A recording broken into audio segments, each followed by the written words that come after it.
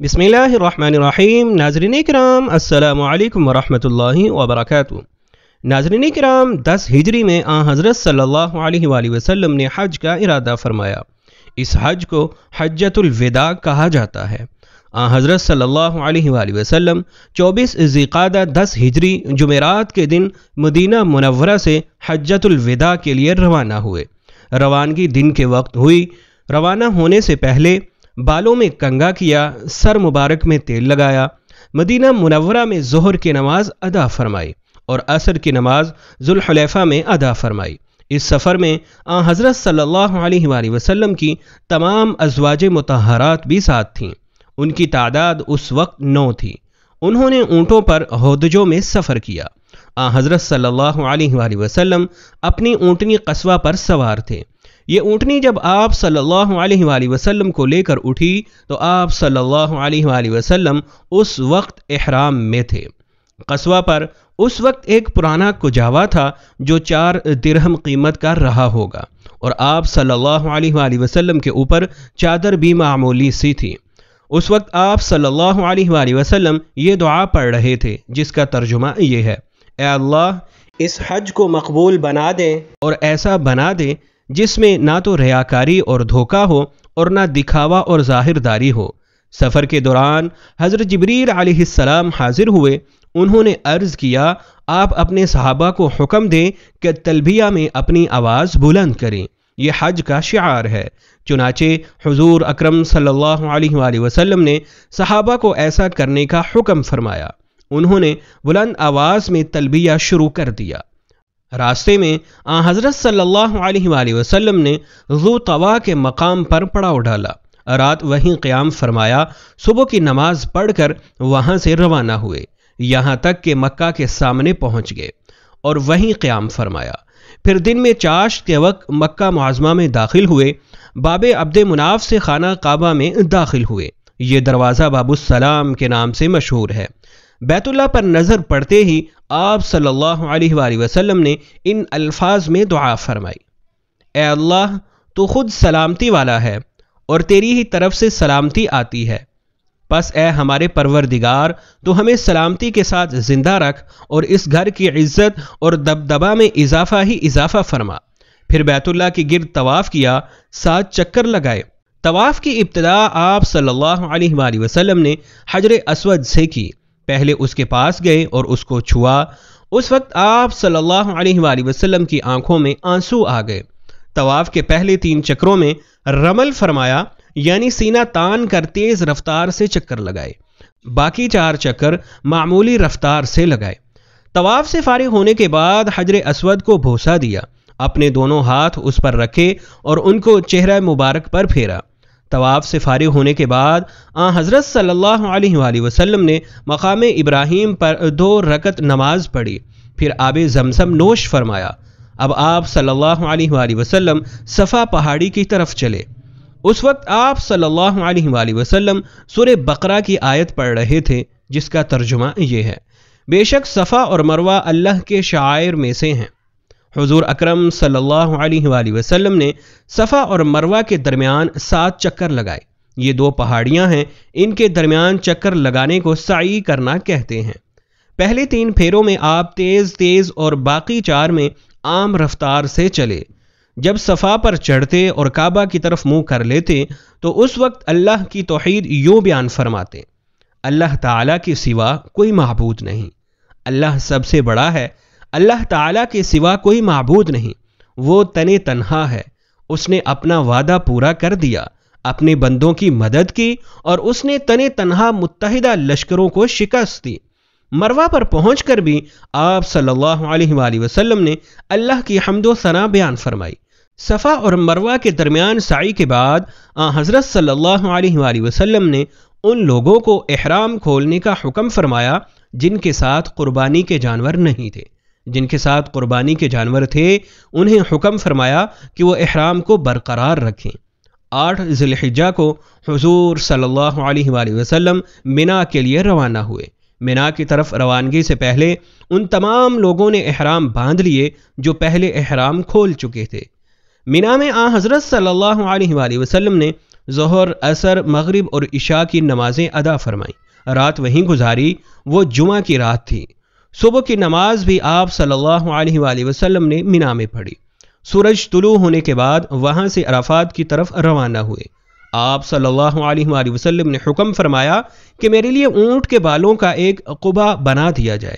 میدان عرفات میں حضور اکرم صلی اللہ علیہ وآلہ وسلم اس قبے میں ٹھہرے یہاں تک کہ زوال کا وقت ہو گیا۔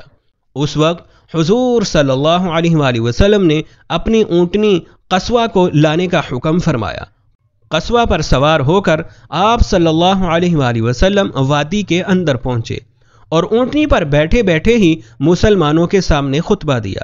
اس خطبہ میں حضرت صلی اللہ علیہ وآلہ وسلم نے فرمایا، لوگو میری بات سنو، دیکھو میں جانتا نہیں کہ اس سال کے بعد اس جگہ میں تم سے کبھی ملوں گا یا نہیں۔ لوگو سن لو، تمہارے خون یعنی تمہاری جانیں اور تمہارے اموال ایک دوسرے پر اپنے رب سے ملنے تک یعنی زندگی بھر اسی طرح قابل احترام ہیں جس طرح تمہارے لیے یہ دن اور یہ مہینہ قابل احترام ہے۔ دیکھو تم مرنے کے بعد ان قریب اپنے رب سے ملو گے، وہ تم سے تمہارے اعمال کے متعلق سوال کرے گا اور میں ہر عمل کے متعلق تمام احکام تمہیں پہنچا چکا ہوں۔ بس جس کے پاس کسی کی امانت ہو اسے چاہیے کہ وہ اس امانت کو مانگنے پر اسی شخص کے حوالے کر دے جس نے امانت دار سمجھ کر امانت رکھوائی تھی۔ دیکھو ہر قسم کا سود جو کسی کا کسی کے ذمے تھا ساقط کر دیا گیا، البتہ تمہارا اصل مال تمہارے لیے حلال ہے، نہ تم زیادتی کرو گے اور نہ تمہارے ساتھ زیادتی کی جائے گی۔ اللہ تعالیٰ نے فیصلہ کر دیا ہے کہ اب کوئی سود جائز نہیں، اور عباس بن عبد المطلب کا سارا سود ساقط کر دیا گیا۔ اسلام لانے سے پہلے زمانہ جاہلیت میں جو بھی قتل کا مقدمہ تھا وہ بھی ختم کر دیا گیا۔ اب اس کا انتقام نہیں لیا جائے گا، اور سب سے پہلے جو قتل کا بدلہ میں ختم کرتا ہوں وہ ابن ربیہ بن حارث بن عبد المطلب کا قتل ہے۔ اور ابن ربیہ نے بنو لیس میں دودھ پیا تھا، حذیل نے اسے قتل کر دیا تھا، بس یہ پہلا قتل ہے جس سے میں معافی کی ابتدا کر رہا ہوں۔ لوگو غور سے سنو، شیطان اس بات سے مایوس ہو چکا ہے، اب اس سرزمین میں کبھی اس کی عبادت کی جائے گی، لیکن اگر اس کی اطاعت کرو گے تو وہ تمہارے ان گناہوں سے جنہیں تم معمولی سمجھتے ہو راضی ہو جائے گا۔ اس لیے تم لوگ دین کے معاملے میں شیطان سے بچتے اور ڈرتے رہو۔ لوگو غور سے سنو، تمہاری عورتوں پر تمہارا حق ہے اور تم پر ان عورتوں کا حق ہے۔ عورتوں کے ساتھ حسن سلوک اور بھلائی کرتے رہو، کیونکہ وہ تمہارے پاس قیدیوں کی طرح ہیں، تم نے انہیں اللہ کی امانت کے طور پر حاصل کیا ہے۔ لوگو میری بات سمجھنے کی کوشش کرو، میں نے تو ہر حکم پہنچا دیا اور تمہارے اندر وہ چیز چھوڑی ہے کہ اگر اسے مضبوطی سے پکڑے رکھا تو کبھی گمراہ نہ ہوگے، اور وہ کھلی ہوئی چیز ہے کتاب اللہ اور سنت رسول اللہ۔ لوگو میری بات سن کر غور کرو، خوب سمجھ لو کہ ہر مسلمان دوسرے مسلمان کا بھائی ہے اور تمام مسلمان بھائی بھائی ہیں، لہٰذا کسی بھی آدمی کے لیے اپنے بھائی کی کوئی چیز بلا اجازت حلال نہیں، ہاں مگر اس وقت جب وہ دل کی خوشی سے کوئی چیز خود دے دے۔ بس تم لوگ اپنے آپ پر کسی بھی حالت میں ظلم مت کرنا۔ لوگو بتاؤ میں نے تبلیغ کا حق ادا کر دیا؟ لوگوں نے جواب میں کہا یقیناً یقیناً۔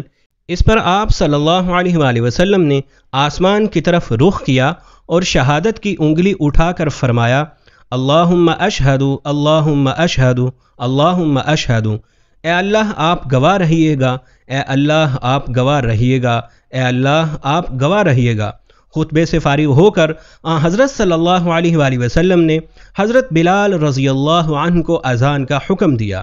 اذان کے بعد ظہر کی تکبیر کہی گئی اور نماز ادا کی گئی، پھر عصر کی نماز کے لیے تکبیر کہی گئی اور نماز ادا کی گئی، یعنی دونوں نمازیں ایک ساتھ ادا کی گئیں۔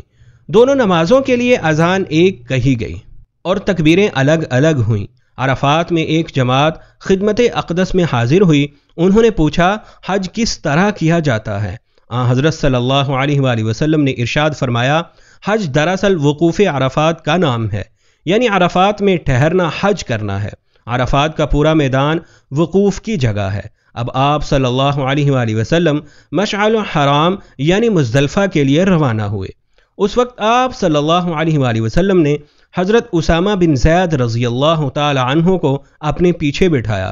آپ صلی اللہ علیہ وآلہ وسلم لوگوں کو اطمینان سے چلنے کا حکم فرماتے رہے۔ اس طرح مزدلفہ پہنچے، یہاں مغرب اور عشاء کی نمازیں ایک ساتھ ادا فرمائیں۔ یہ دونوں نمازیں عشاء کے وقت پڑھی گئیں۔ عورتوں اور بچوں کے لیے آپ صلی اللہ علیہ وآلہ وسلم نے حکم فرمایا کہ آدھی رات کے 1 گھنٹے بعد ہی مزدلفہ سے مینا روانہ ہو جائے، تاکہ وہاں ہجوم ہونے سے پہلے شیطان کو کنکریاں مار سکے۔ فجر کا وقت ہوا تو حضرت صلی اللہ علیہ وآلہ وسلم نے مزدلفہ میں منہ اندھیرے ہی نماز پڑھائی، پھر سورج نکلنے سے پہلے مزدلفہ سے مینا کی طرف روانہ ہوئے۔ جمرہ عقبہ بڑے شیطان پر پہنچ کر آپ صلی اللہ علیہ وآلہ وسلم نے 7 کنکریاں ماری۔ شیطانوں کو کنکریاں مارنے کے عمل کو رمی کہتے ہیں۔ یہ کنکریاں مزدلفہ سے چن لی جاتی ہیں۔ ہر کنکری مارتے وقت آپ صلی اللہ علیہ وآلہ وسلم اللہ اکبر فرماتے رہے۔ اس وقت بھی آپ صلی اللہ علیہ وآلہ وسلم اونٹنی پر سوار تھے۔ حضرت بلال اور حضرت اسامہ رضی اللہ عنہما آپ صلی اللہ علیہ وآلہ وسلم کے پاس تھے۔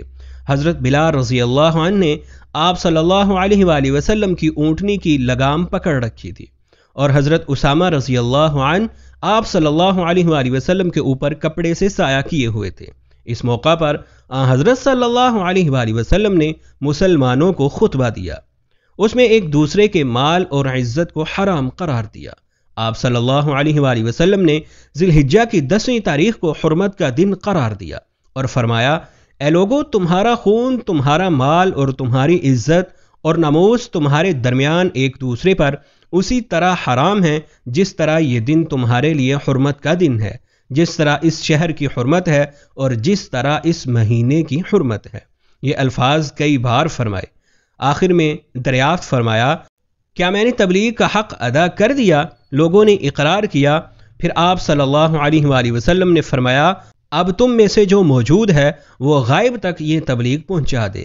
میرے بعد تم کفر کی تاریکیوں میں لوٹ نہ جانا کہ آپس میں ایک دوسرے کی گردنیں مارنے لگو۔ حضور اکرم صلی اللہ علیہ وآلہ وسلم نے لوگوں سے یہ بھی فرمایا کہ وہ مجھ سے حج کے مناسک یعنی ارکان سیکھ لو، کیونکہ ممکن ہے اس سال کے بعد مجھے حج کا موقع نہ ملے، اور ایسا ہی ہوا، کیونکہ اس حج کے صرف 3 ماہ بعد حضور اکرم صلی اللہ علیہ وآلہ وسلم کی وفات ہو گئی تھی۔ اس کے بعد آپ صلی اللہ علیہ وآلہ وسلم مینا میں قربانی کی جگہ تشریف لائے اور 63 اونٹ قربان فرمائے۔ یہ سب جانور آپ صلی اللہ علیہ وآلہ وسلم مدینہ منورہ سے ہی لائے تھے اور اپنے دستے مبارک سے ذبح فرمائے، گویا اپنی عمر کے ہر سال کے بدلے ایک جانور قربان فرمایا۔ قربانی کے گوشت میں سے آپ صلی اللہ علیہ وآلہ وسلم کے لیے کچھ گوشت پکایا گیا اور آپ صلی اللہ علیہ وآلہ وسلم نے تناول فرمایا۔ باقی اونٹوں کو ذبح کرنے کے لیے آپ صلی اللہ علیہ وآلہ وسلم نے حضرت علی رضی اللہ عنہ کو حکم فرمایا، کل 100 اونٹ تھے۔ اس طرح 37 اونٹ حضرت علی رضی اللہ عنہ نے ذبح فرمائے۔ حضور اکرم صلی اللہ علیہ وآلہ وسلم نے ان جانوروں کا گوشت اور دوسری چیزیں لوگوں میں تقسیم کرنے کا حکم فرمایا۔ مینا کا تمام مقام قربانی کرنے کی جگہ ہے، اس کے کسی بھی حصے میں جانور قربان کیا جا سکتا ہے۔ قربانی سے فارغ ہونے کے بعد آپ صلی اللہ علیہ وآلہ وسلم نے سر منڈوایا۔ سر مبارک کے بال صحابہ کرام میں تقسیم کیے گئے۔ اس وقت حضور اکرم صلی اللہ علیہ وآلہ وسلم نے دعا فرمائی، اے اللہ، سر منڈوانے والوں کی مغفرت فرما۔ سر منڈوانے کے بعد حضور اکرم صلی اللہ علیہ وآلہ وسلم کو حضرت عائشہ صدیقہ رضی اللہ عنہا نے خوشبو لگائی۔ اب حضور اکرم صلی اللہ علیہ وآلہ وسلم مکہ جانے کے لیے سواری پر تشریف فرما ہوئے۔ مکہ پہنچ کر ظہر سے پہلے طواف کیا۔ یہ طواف افاضہ تھا جو حج میں فرض ہے، اس کے بغیر حج نہیں ہوتا۔ پھر حضور اکرم صلی اللہ علیہ وآلہ وسلم نے زمزم کے کنویں سے زمزم نوش فرمایا، کچھ پانی اپنے سر مبارک پر بھی چھڑکا۔ پھر آپ صلی اللہ علیہ وآلہ وسلم مینا واپس تشریف لے گئے، وہیں ظہر کی نماز ادا کی۔ آپ صلی اللہ علیہ وآلہ وسلم مینا میں 3 دن ٹھہرے۔ 3 دن تک رمی جمرات کی، یعنی شیطانوں کو کنکریاں ماری۔ ہر شیطان کو 7 کنکریاں ماری۔ مینا کے قیام کے بعد حضور اکرم صلی اللہ علیہ وآلہ وسلم مکہ تشریف لائے اور صحابہ کرام رضی اللہ عنہ کو حکم فرمایا، لوگوں اپنے وطن لوٹنے سے پہلے بیت اللہ کا طواف کر لو، اسے طواف وداع کہتے ہیں، یعنی رخصت ہوتے وقت کا طواف، اور یہ ہر حاجی پر واجب ہے۔ طواف وداع کے بعد حضرت صلی اللہ علیہ وآلہ وسلم مدینہ منورہ کی طرف روانہ ہوئے۔ ناظرین کرام، امید ہے کہ آپ کو ہماری یہ ویڈیو پسند آئی ہوگی۔ ہماری ویڈیو کو لائک کریں، شیئر کریں اور ہمارے چینل کو سبسکرائب کریں۔ آپ سے پھر اگلی ویڈیو میں ملاقات ہوگی، تب تک کے لیے ہمیں اجازت دیجیے۔ اللہ حافظ۔